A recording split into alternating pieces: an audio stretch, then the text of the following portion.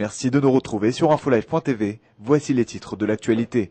De nouveau, la rumeur à propos du sort des soldats de Tsahal retenus captifs depuis bientôt 2 ans par le Hezbollah. Si l'on en croit le journal libanais Al-Arbar, Israël et la milice chiite seraient parvenus à s'entendre sur le retour d'Eldad Regev et d'Ehud Goldwasser, et un échange de prisonniers pourrait même intervenir ce vendredi ou dimanche. Lundi après-midi, Zvi Goldwasser, le père d'un des soldats retenus prisonniers, a admis avoir été informé de la conclusion d'un accord.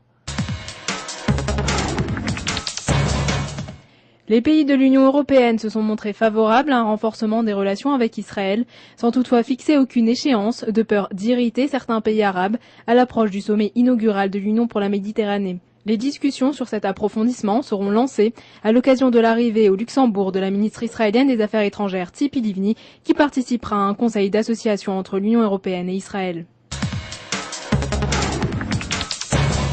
Des progrès seraient également enregistrés entre Israël et le Hamas en vue d'une trêve dans la bande de Gaza.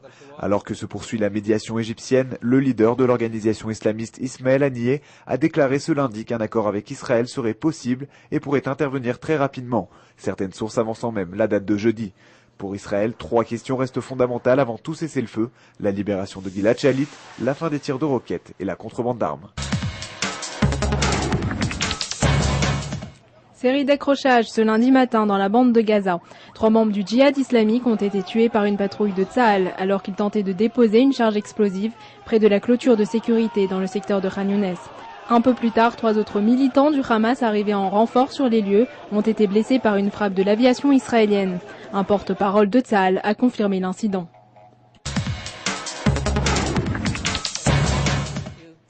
Un mot sur Condoleezza Rice, la secrétaire d'État américaine qui achève une tournée au Proche-Orient, était ce lundi au Liban pour une visite surprise de quelques heures. En rencontrant le nouveau président Michel Souleyman ainsi que le Premier ministre Fouad Signora, elle a souhaité exprimer l'appui des États-Unis au président et à la formation d'un gouvernement d'union nationale au Liban, quelques semaines après la signature des accords de Doha.